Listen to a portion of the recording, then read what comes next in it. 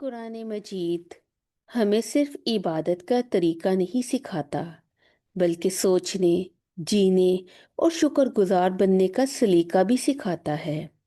हमने last session में देखा कि कुरान का दरवाज़ा कैसे खोला जाता है, शैतान से पनाह मांगकर और अल्लाह के नाम से आगाज़ करके। आज हम कुरान के इस दरवाजे के अंदर कदम रखते हैं और पहली आवाज़ जो हमें सुनाई देती है वो शिकवे की नहीं, दुआ की नहीं, बल्कि शुक्र की आवाज़ है। अल्लाह हमें ये सिखा रहा है कि हदायत का पहला सबक शुक्र है। अल्हम्दुलिल्लाहि रब्बिल आलमीन। सब तारीफ़ें अल्लाह ही के लिए हैं जो तमाम जहानों का रब है। ये कुरान की पहली मुकम्मल आयत है जो इंसान की ज़ुबान पर आती है। कुरान हमें ये नहीं सिखाता कि सबसे पहले मांगो, बल्कि ये सिखाता है कि सबसे पहले मानो और पहचानो। ये आयत हमें अल्लाह से बात करने का अदब सिखाती है।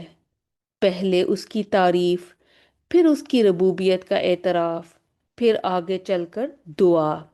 अल्हम्द सिर्फ शुक्र नहीं, अल्हम्द में तीन चीज़ें शामिल हैं: दिल से मानना, जुबान से कहना और अमल से तस्लीम करना। यानी ए अल्लाह, जो कुछ मेरे पास है, जो मैं हूँ और जो मैं बन सकती हूँ, सब तेरी ही अता है। यानी शुक्र नेमत पर होता है और हम्द नेमत और देने वाले दोनों पर होती है। लिल्लाही तारीफ सिर्फ अल्लाह के लिए। अल्लाह ताला फरमाते हैं, सारी तारीफ़ें सिर्फ मेरे लिए मखसूस हैं, क्योंकि असल देने वाला वही है, असल संभालने वाला वही है और असल कमी पूरी करने वाला वही है। इंसान, असबाब, वसाइल ये सब टूल्स हैं, अथॉरिटी नहीं। जब दिल ये मान ले कि असल सहारा अल्लाह है, तो इंसान नाशुक्री, मायूसी और खौफ से आज़ाद हो जाता है। रब सिर्फ खालिक नहीं, पालने वाला, पैदा करने वाला, तरबियत करने वाला। अल्लाह सिर्फ हमें पैदा करके छोड़ नहीं देता, बल्कि बचपन में संभालता है, जवानी में रास्ता दिखाता है और मुश्किल में सहारा बनता है। यानी मेरी जिंदगी में जो कुछ भी बदल रहा है वो बेमकसद नहीं। मेरा रब मुझे अगले मरहले के लिए तैयार कर रहा है। और फिर अल आलमीन सब जहानों का रब।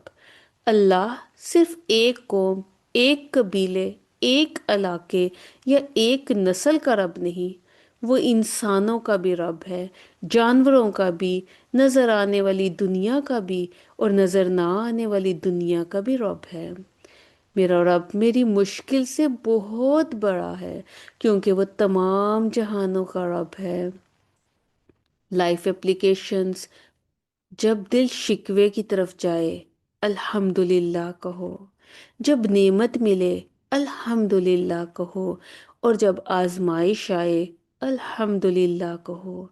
क्योंकि अल्हम्दुलिल्लाह कहना दिल को मजबूत, सोच को मस्बत और ईमान को जिंदा कर देता है। अल्लाह ताला ने कुरान का आगाज़ हमें ये सिखाने से किया कि हदायत की बुनियाद शुक्र है, और जो शख्स अल्लाह को अपना रब मान ले, उसके दिल में खौफ कम और यकीन ज़्यादा हो जाता है। अब तक के लिए इतना ही। अगले सेशन में हम सूरत अल फातिहा की तीसरी आयत पर गौर व फिक्र करेंगे, अर्रहमान अर्रहीम, और जानेंगे कि अल्लाह की रहमत हमारे खौफ से कैसे बड़ी है। जज़ाकल्लाहु खैरन कसीरा। अस्सलामु अलैकुम व रहमतुल्लाहि व बरकातुहू।